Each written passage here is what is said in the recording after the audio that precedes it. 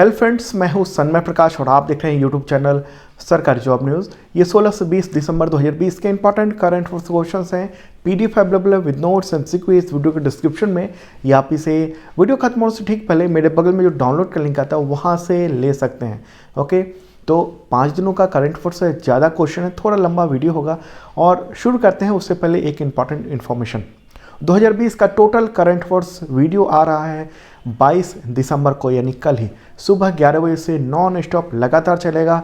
कई घंटों का जरूर देखना आप। तमाम जो एग्जामिनेशन है, चाहे रेलवे के जो भी एग्जामिनेशन होने वाले हैं, एनटीपीसी, ग्रुप डी, यूपीएससी या रेलवे का जो भी एग्जामिनेशन है, एसएससी का, सब में काम आएगा। तो देखना मत भूलना सुबह 11 बजे 22 दिसंबर को। ओके, अगर उसके बाद ये वीडियो देख रहे हैं तो वो वीडियो जरूर देख लेना। इस वीडियो के डिस्क्रिप्शन में लिंक डाल दूंगा। वैसे पीडीएफ अवेलेबल है इस वीडियो के डिस्क्रिप्शन में।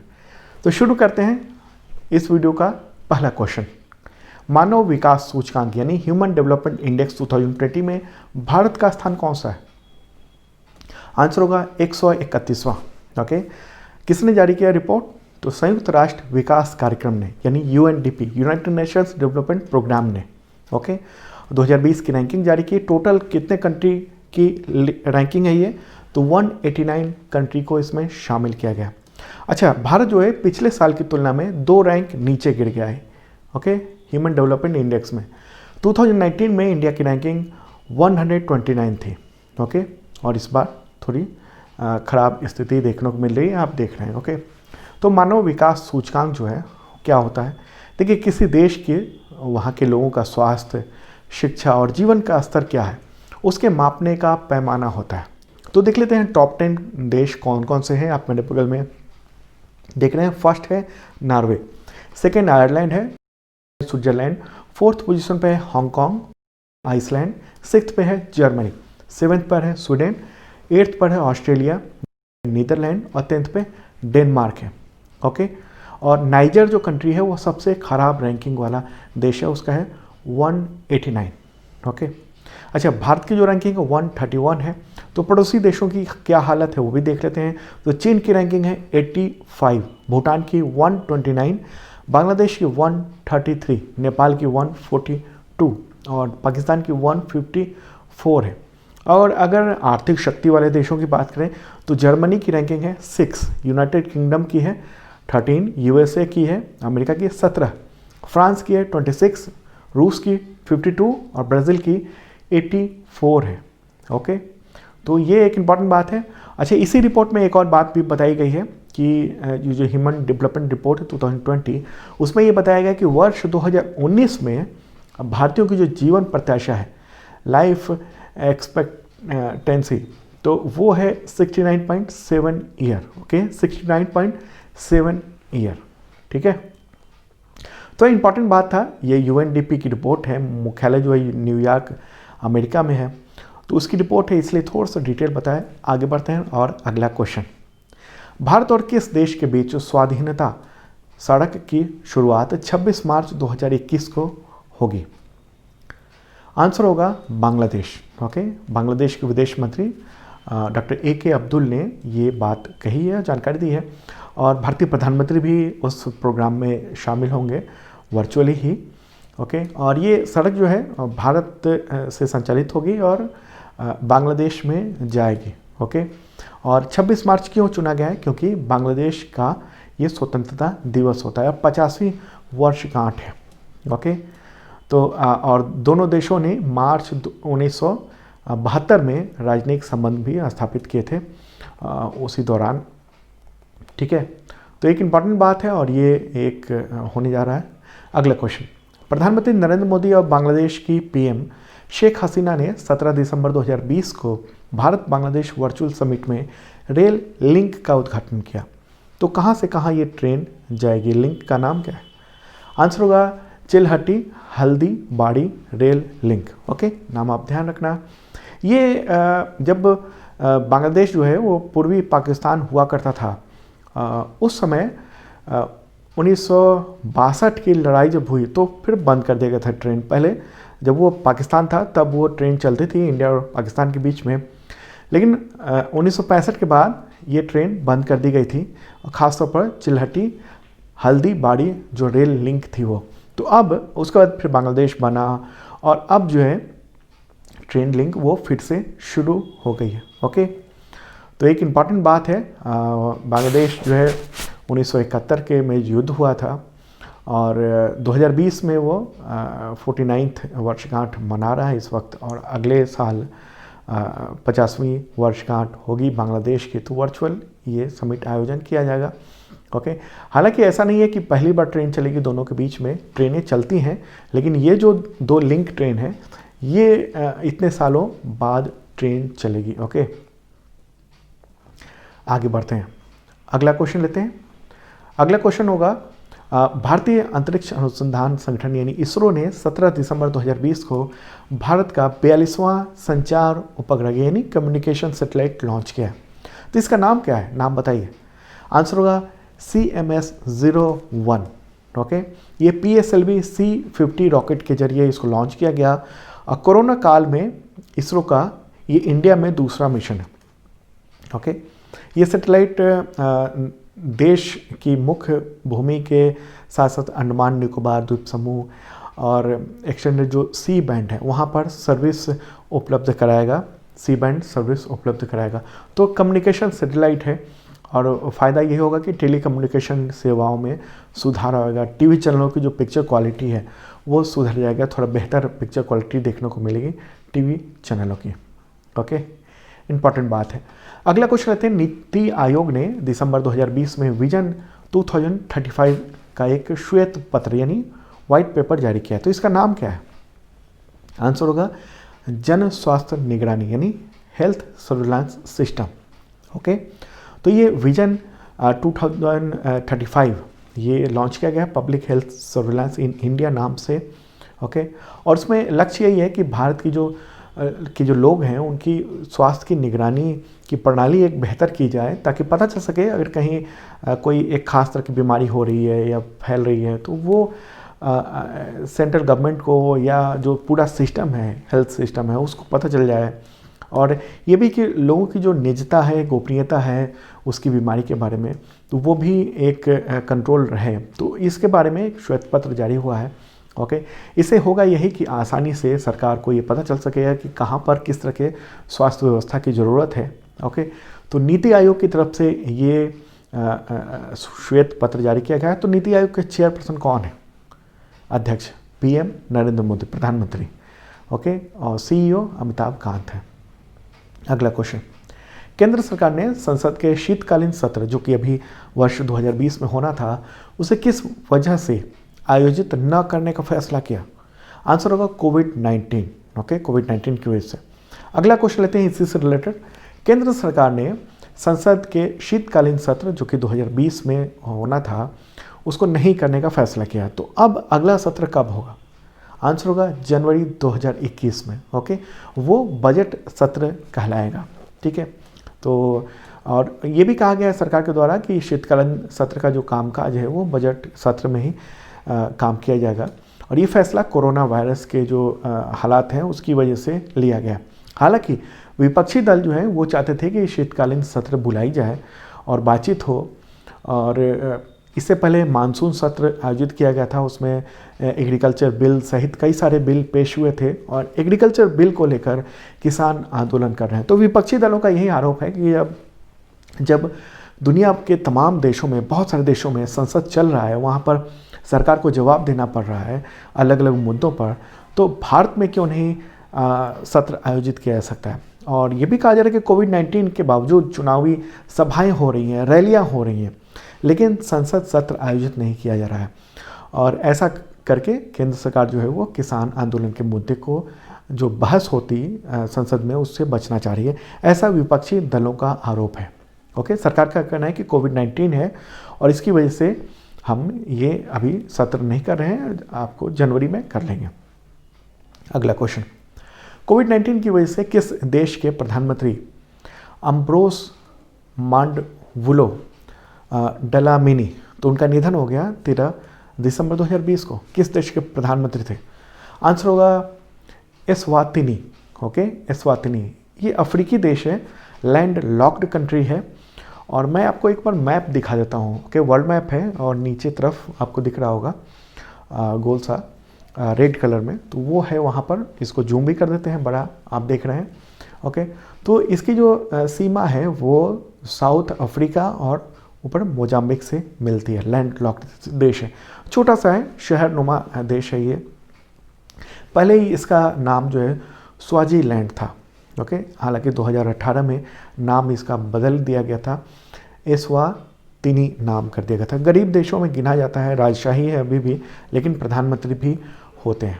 ओके, चलिए अगला क्वेश्चन लेते हैं। संयुक्त राष्ट्र पर्यावरण कार्यक्रम यानी यूनाइटेड नेशंस इन्वायरमेंट प्रोग्राम दूसरे लाइफ टाइम अचीवमेंट श्रेणी में चैंपियंस ऑफ द अर्थ 2020 पुरस्कार किसे दिया? इंपॉर्टेंट क्वेश्चन है।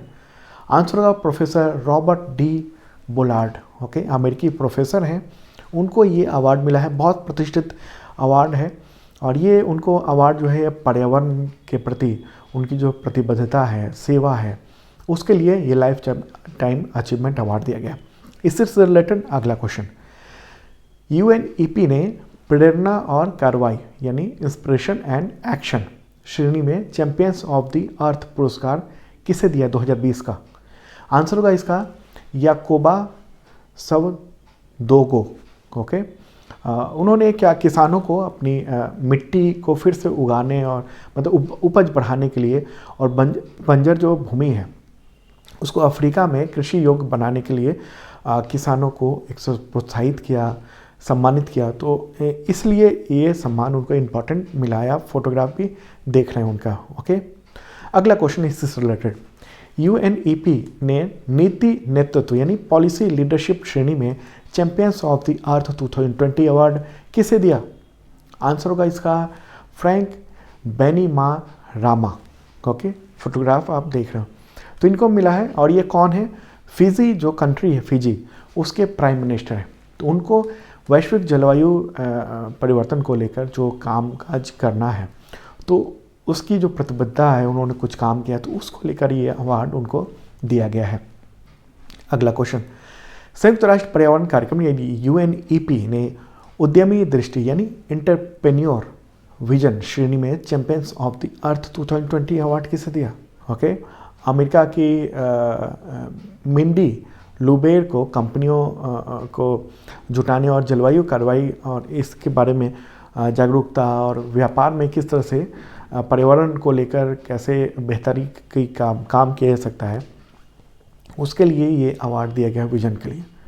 अगला क्वेश्चन लेते हैं। संयुक्त राष्ट्र पर्यावरण कार्यक्रम यानी यूएनईपी ने विज्ञान और नवाचार यानी साइंस एंड इनोवेशन की श्रेणी में champions of the earth 2020 award किसे दिया? आंसर होगा डॉक्टर फेबियन लेएंडर्ट्स। ठीक है, ये इंपॉर्टेंट अवार्ड होता है। ये total 5 award champions of the earth award मिला है, तो ये सब आपको ध्यान में रखने की ज़रूरत है। अगला क्वेश्चन, अमेरिका ने रूस के S-400 मिसाइल रक्षा प्रणाली की खरीद को लेकर किस देश पर प्रतिबंध लगा दिया? आंसर होगा तुर्की। तुर्की पर बैन लगाया गया है। अमेरिका ने नाटो सहयोगी तुर्की के रक्षा उद्योग और उनके जो उद्योग के अध्यक्ष हैं और कई सारे अधिकारी हैं, तो उन सब पर ये प्रतिबंध लगाया है। ओके, अमेरिकी विदेश मंत्री माइक पोम्पियो ने ये जानकारी दी है। ठीक है, अमेरिका काफ़ी खफा है कि रूस का जो एंटी मिसाइल सिस्टम है वो क्यों कोई देश खरीद रहा है। तो तुर्की ने खरीद लिया है, तो ऐसे में उस पर यह कार्रवाई की गई है। और एक तरह से बाकी देशों को भी एक तरह से धमकी सी दी गई है कि S-400 ना लो। ओके, हालांकि इंडिया भी S-400 लेने जा रहा है। S-400 बेहतरीन मिसाइल सिस्टम है, एंटी मिसाइल सिस्टम है। मिसाइल डिफेंस की दुनिया में काफ़ी नाम है इसका, और ये 400 किलोमीटर पहले ही डिटेक्ट करके नष्ट कर देता है एयरक्राफ्ट को, क्रूज मिसाइल, परमाणु मिसाइल, इन सब को मतलब आने ही नहीं देता है। तो इसमें missile launcher, radar, command centre, ये सब कुछ होते हैं। अगला क्वेश्चन लेते हैं। उससे पहले फिर से बता दूं कि 2020 का total current affairs MCQ video आ रहा है 22 दिसंबर को सुबह 11 बजे से। लगातार मैराथन वीडियो चलेगा, कई घंटों का होगा। आप देखना, 1500 क्वेश्चन है, तमाम टॉपिक जो भी हो सकते हैं जनवरी से लेकर दिसंबर 2020 तक है, सब कुछ उसमें कवर किए जा रहे हैं। ओके, तो देखना ज़रूर। अगला क्वेश्चन, अंतर्राष्ट्रीय हॉकी महासंघ यानी इंटरनेशनल हॉकी फेडरेशन ने वर्ष 2023 पुरुष हॉकी विश्व कप की मेजबानी भारत के किस राज्य को सौंपने की घोषणा की है? आंसर होगा ओडिशा। ओडिशा जो है वो मेजबानी करेगा।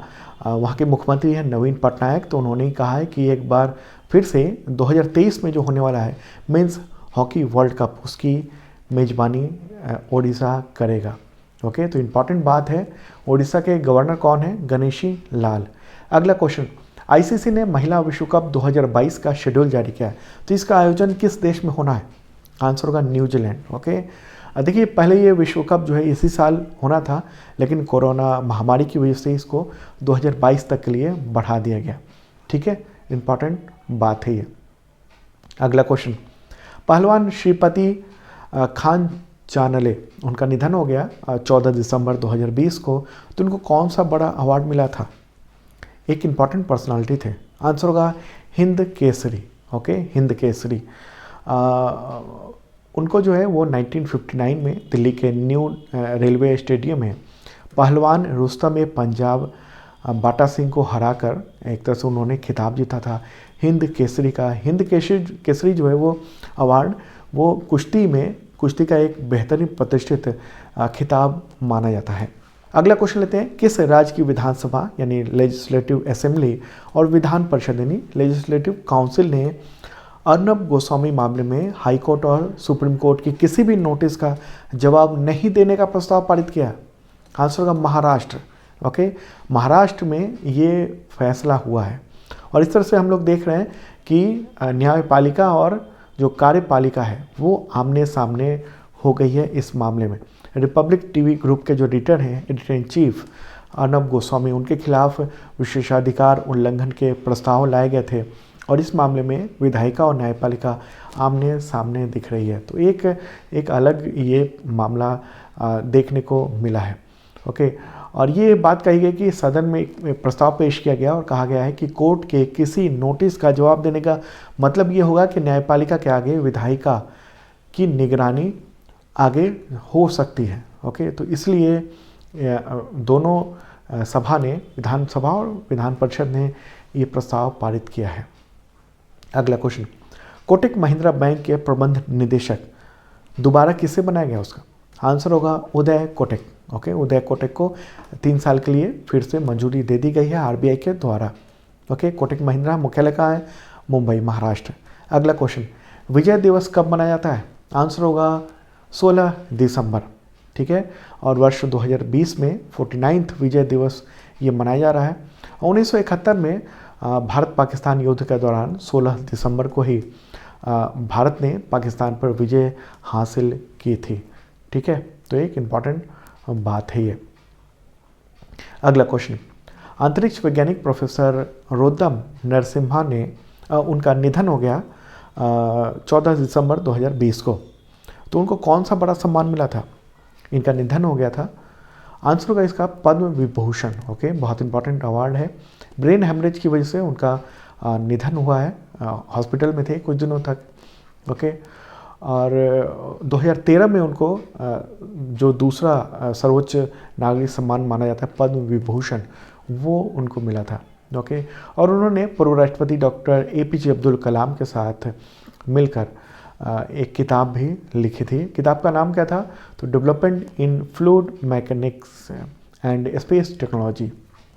अगला क्वेश्चन, 16 दिसंबर 2020 को पृथ्वी की कक्षा के बेहद करीब से एक एस्टेरॉयड गुजरा, तो उसका क्या नाम दिया गया था? आंसर होगा 2020 XF4।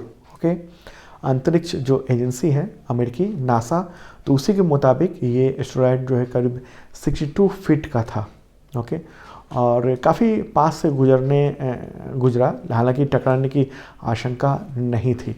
ओके, अगला क्वेश्चन, एशिया प्रशांत प्रसारण संघ, उसका उपाध्यक्ष किसे चुना गया? आंसर होगा शशि शेखर वेम्पति। ओके, प्रसार भारती के सीईओ हैं और उनको इसका उपाध्यक्ष चुन लिया गया है। ठीक है, डिजिटल माध्यम से यानी ये वर्चुअली ये चुनाव हुआ था, उसमें इनको चुना गया है।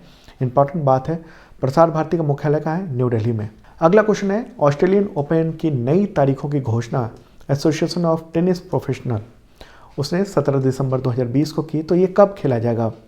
अगला इसका आंसर होगा 8 से 21 फरवरी। ओके, 8 से 21 फरवरी को ये आयोजन होगा।